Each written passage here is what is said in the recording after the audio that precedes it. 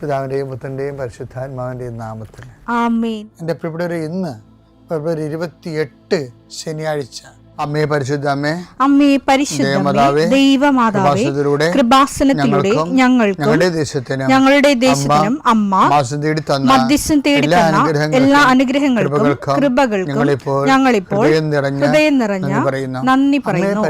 അമ്മേ പരിശുദ്ധമേ, ദൈവമാതാവേ, 2004 ഡിസംബർ 7 ഉച്ചകഴിഞ്ഞ് 2:30 കൃപാസനത്തിൽ സംഭവിച്ച അമ്മയുടെ പ്രത്യക്ഷപ്പെടലിനെ കുറിച്ച് തിരുസഭയ്ക്ക് സമർപ്പിച്ചിരിക്കുന്ന പഠനരേഖകളുടെ മേൽ സഭാത്മകമായ പഠനം ആരംഭിക്കുവാൻ ഞങ്ങൾ പ്രാർത്ഥിക്കുന്നു.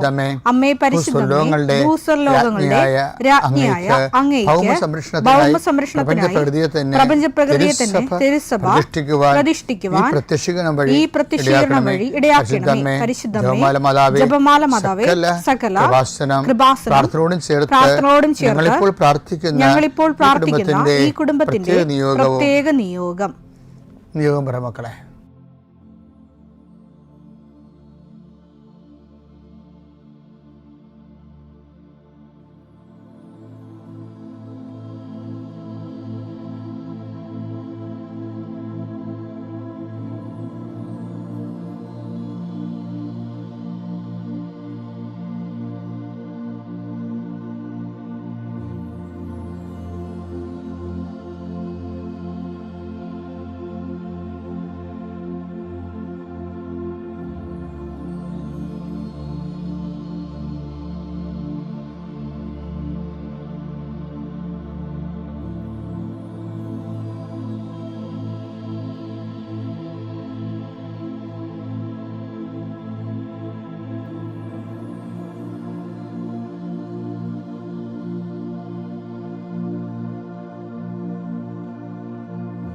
അമ്മയുടെ പ്രത്യക്ഷീകരണത്തിന്റെ ഈ അനുഗ്രഹവേളയിൽ ഞങ്ങൾക്ക് സാധിച്ചു തരുവാൻ കനിയണമേ. ആമേൻ. വിശ്വാസ പ്രമാണം. സർവശക്തനായ പിതാവും ആകാശത്തിന്റെയും ഭൂമിയുടെയും സൃഷ്ടാവുമായ ദൈവത്തിൽ ഞാൻ വിശ്വസിക്കുന്നു. അവിടുത്തെ ഏകപുത്രനും ഞങ്ങളുടെ കർത്താവുമായ ഈശോമിശിഹായിലും ഞാൻ വിശ്വസിക്കുന്നു. ഈ പുത്രൻ പരിശുദ്ധാത്മാവിനാൽ ഗർഭസ്ഥനായി കന്യകാമറിയത്തിൽ നിന്ന് പിറന്ന് പൊന്തിയോസ് പീലാത്തോസിന്റെ കാലത്ത് പീഡകൾ സഹിച്ച് കുരിശിൽ തറയ്ക്കപ്പെട്ട് മരിച്ച് അടക്കപ്പെട്ട് പാതാളങ്ങളിൽ ഇറങ്ങി മരിച്ചവരുടെ ഇടയിൽ നിന്ന് 3-ാം നാൾ ഉയർത്ത് സ്വർഗത്തിലേക്ക് എഴുന്നള്ളി സർവശക്തിയുള്ള പിതാവായ ദൈവത്തിന്റെ വലതുഭാഗത്തിരിക്കുന്നു. അവിടെ നിന്ന് ജീവിക്കുന്നവരെയും മരിച്ചവരെയും വിധിക്കുവാൻ വരുമെന്നും ഞാൻ വിശ്വസിക്കുന്നു. പരിശുദ്ധാത്മാവിലും ഞാൻ വിശ്വസിക്കുന്നു. വിശുദ്ധ കത്തോലിക്കാ സഭയിലും പുണ്യവാന്മാരുടെ ഐക്യത്തിലും പാപങ്ങളുടെ മോചനത്തിലും ശരീരത്തിന്റെ ഉയർപ്പിലും നിത്യമായ ജീവിതത്തിലും ഞാൻ വിശ്വസിക്കുന്നു. ആമേൻ. സുഖസ്ഥനായ ഞങ്ങളുടെ പിതാവേ, അങ്ങയുടെ നാമം പൂജിതമാകണമേ. അങ്ങയുടെ രാജ്യം വരണമേ. അങ്ങയുടെ തിരുമനസ് സ്വർഗത്തിലെ പോലെ ഭൂമിയിലും ആകണമേ. അന്നു വേണ്ടുന്ന ആഹാരം ഇന്ന് ഞങ്ങൾക്ക് തരണമേ. ഞങ്ങളോട് തെറ്റ് ചെയ്യുന്നവരോട് ഞങ്ങൾ ക്ഷമിക്കുന്നത് പോലെ ഞങ്ങളുടെ തെറ്റുകൾ ഞങ്ങളോടും ക്ഷമിക്കണമേ. ഞങ്ങളെ പ്രലോഭനത്തിൽ ഉൾപ്പെടുത്തരുതേ, തിന്മയിൽ ഞങ്ങൾ രക്ഷിക്കണമേ. ആമേൻ. നന്മ നിറഞ്ഞ മറിയമേ, സ്വസ്തി. കർത്താവ് അങ്ങയുടെ കൂടെ സ്ത്രീകളിൽ അങ്ങ് അനുഗ്രഹിക്കപ്പെട്ടവളാകുന്നു. അങ്ങയുടെ ഉദരത്തിൻ ഫലമായി ഈശോ അനുഗ്രഹിക്കപ്പെട്ടവനാകുന്നു. പരിശുദ്ധ മറിയമേ, തമ്പുരാന്റെ അമ്മേ, പാപികളായ ഞങ്ങൾക്ക് വേണ്ടി ഇപ്പോഴും ഞങ്ങളുടെ മരണസമയത്തും തമ്പുരാനോട് അപേക്ഷിക്കണമേ. ആമേൻ. എൻ്റെ കർത്താവ്, നിന്റെ ഉന്നതമായ നാമത്തിന് സ്വസ്ഥം ചെയ്യുന്നു. കർത്താവ്, രേഖകളെ സംബന്ധിച്ച് പ്രാർത്ഥിക്കണം. ഈശോയെ, രേഖകൾ കയ്യിലില്ലെങ്കിൽ പോലും മനസ്സുകൊണ്ട് നിങ്ങൾ ആ രേഖകൾ നിങ്ങളുടെ കയ്യിൽ ഓർക്കുക. ചിലപ്പോൾ മാർക്ക് ലിസ്റ്റ് ആകും, ചിലപ്പോൾ സർട്ടിഫിക്കറ്റ് ആകും, ചിലപ്പോൾ ഹോൾ ടിക്കറ്റ് ആകും, ചിലപ്പോൾ പ്രമാണമാകും, ചിലപ്പോൾ നക്കലാകും, ചിലപ്പോൾ പറമ്പ് തരം മാറ്റാനുള്ള അപേക്ഷയാകും, ചിലപ്പോൾ നിങ്ങൾക്ക് വീടിന് നമ്പർ കിട്ടാൻ വേണ്ടിയുള്ള പ്രയാസത്തിൻ്റെ അതിനുള്ള അപേക്ഷ. എല്ലാം മനസ്സുകൊണ്ട് ഓർക്കുക. ആ രേഖകൾ ലഭിക്കാൻ ആവശ്യമായ രേഖകൾ വിസയുടെ രേഖകളാകാം, അല്ലെങ്കിൽ ഇൻ്റർവ്യൂവിൻ്റെ രേഖകളാകാം, അല്ലെങ്കിൽ വിസ ഇൻ്റർവ്യൂ ആകാം. എല്ലാം രേഖകൾ മനസ്സിൽ ഓർക്കുക. നിങ്ങളുടെ ഫയലിലുള്ള മുഴുവൻ രേഖകൾ നിങ്ങൾ ആരെങ്കിലും പ്രൊഡ്യൂസ് ചെയ്യാൻ വില്ലേജ് ഓഫീസർ തൊട്ട് കളക്ടർ വരെ മന്ത്രി വരെ നിങ്ങളുടെ ഓരോരോ കമ്പനികളിൽ CEO വരെ ബോസ് വരെ സമർപ്പിക്കാനുള്ള എല്ലാ രേഖകളും മനസ്സിൽ സൂക്ഷിക്കുക. കർത്താവേ, അങ്ങയുടെ മക്കളുടെ രേഖകൾ ഞാനിന്ന് പ്രാർത്ഥിക്കുകയാണ്. ചിലക്ക് രേഖകളില്ല, ചിലക്ക് നഷ്ടപ്പെട്ടു, ചിലക്ക് കിട്ടാനിരിക്കുന്നതേ ഉള്ളൂ, സമയത്ത് കിട്ടണില്ല. അങ്ങനെയുള്ള എല്ലാ രേഖകളും, ചിലക്ക് രേഖ കൊടുക്കണില്ല, മനഃപൂർവ്വം കൊടുക്കണില്ല, കൈക്കൂലി ഇല്ലാത്തവന് കൊടുക്കണില്ല, അല്ലെങ്കിൽ അവരുടെ ആയിട്ടുള്ള വൈകല്യങ്ങളുള്ളതുകൊണ്ട് കൊടുക്കണില്ല, അല്ലെങ്കിൽ വേറെ താല്പര്യങ്ങളുള്ളതുകൊണ്ട് കൊടുക്കണില്ല. അങ്ങനെയുള്ള പൈശാചികമായ തടസ്സങ്ങൾ യേശുക്രിസ്തു ഉന്നതമായ നാമത്തിൽ സഭയുടെ അധികാരത്തിൽ കുരിശിൻ്റെ അടയാളത്തിൽ 40 വർഷം ഞാൻ അർപ്പിച്ച കൃപാന്റെ ശക്തിയാൽ കൃപാസ്ഥാനത്താറെ ജീവനോടെ പ്രത്യക്ഷപ്പെട്ട മാതാവിൻ്റെ മധ്യസ്ഥത്താൽ നിൻ്റെ മുഴുവൻ രേഖകളെ അതിൻ്റെ തടസ്സങ്ങൾ വിടുവിക്കുകയും നിന്നെ അനുഗ്രഹിക്കുകയും ചെയ്യുന്നു. നിത്യം പിതാവും പുത്രനും പരിശുദ്ധാത്മാവിൽ നീക്കാമേ. എൻ്റെ പ്രിയപ്പെട്ടവരെ, പിന്നുണ്ടല്ലോ, അതായത്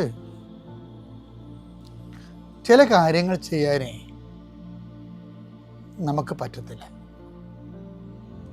ചില പരീക്ഷ എഴുതാൻ നമുക്ക് പറ്റത്തില്ല. ചില ഇൻ്റർവ്യൂവിനെ കഴിഞ്ഞ ദിവസങ്ങളിൽ ഒരു സാക്ഷി വിജിഷ്യ എന്ന് പറഞ്ഞൊരു മോള് സാക്ഷ്യം പറഞ്ഞു. അവളെന്ന് പറഞ്ഞു SOP, അതിൻ്റെ ഫുൾ ഫോം എനിക്കറിയാൻ പാടില്ല. അതായത് പ്രോജക്റ്റിൻ്റെ source, the source of the project.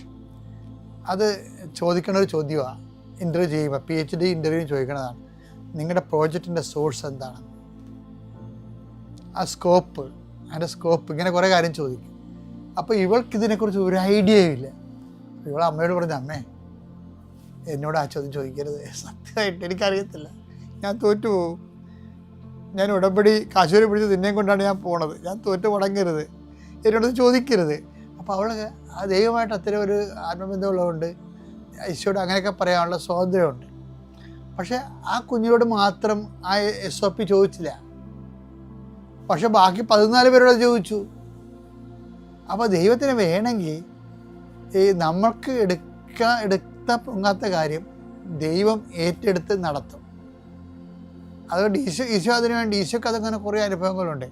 അതുകൊണ്ട് ഈശോയാണ് ആ അവസ്ഥ, ആത്മീയ അവസ്ഥ കണ്ടുപിടിച്ചത്. എന്താ പറഞ്ഞത്? ഈശോ വളരെ സൂക്ഷ്മതയോട് കണ്ടുപിടിച്ച ഒരു ദൈവികമായ രഹസ്യമാണത്. എന്താണ്?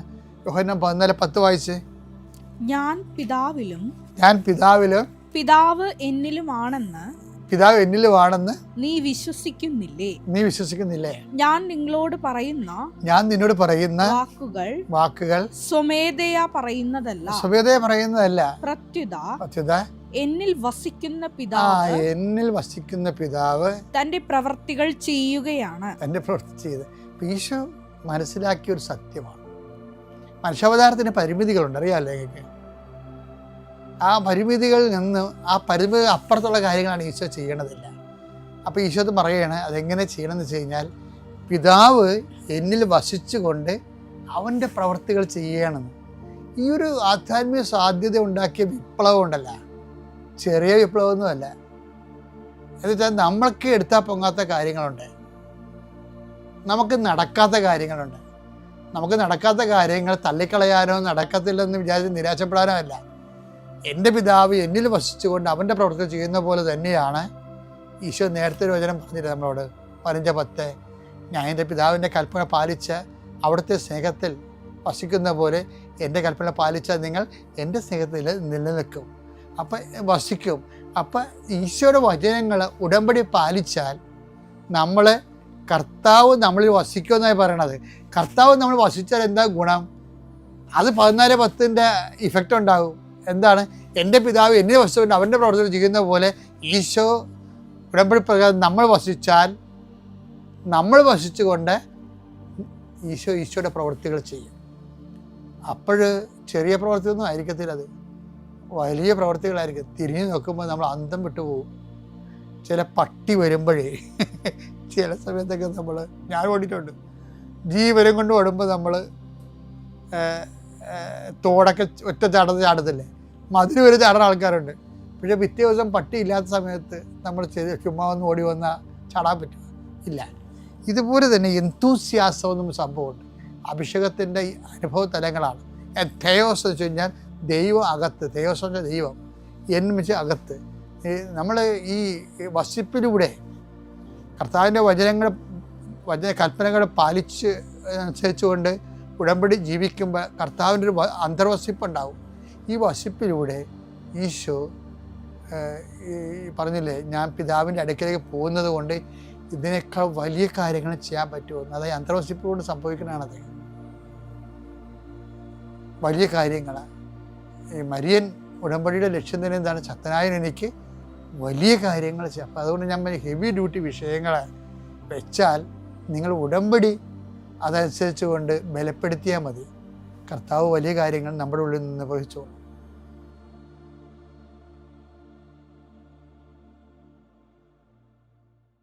അത്യപൂർവ ദൈവാനുഭവങ്ങൾ ഇനി നിങ്ങൾക്കും സ്വന്തം. ഈ യൂട്യൂബ് ചാനൽ ഇതുവരെ സബ്സ്ക്രൈബ് ചെയ്തിട്ടില്ലെങ്കിൽ ഇപ്പോൾ തന്നെ സബ്സ്ക്രൈബ് ചെയ്യുക. ഈ വീഡിയോ ഇപ്പോൾ തന്നെ നിങ്ങളുടെ സുഹൃത്തുക്കൾക്ക് ഷെയർ ചെയ്തുകൊണ്ട് കർത്താവിൻ്റെ പ്രേക്ഷിതരാകുക.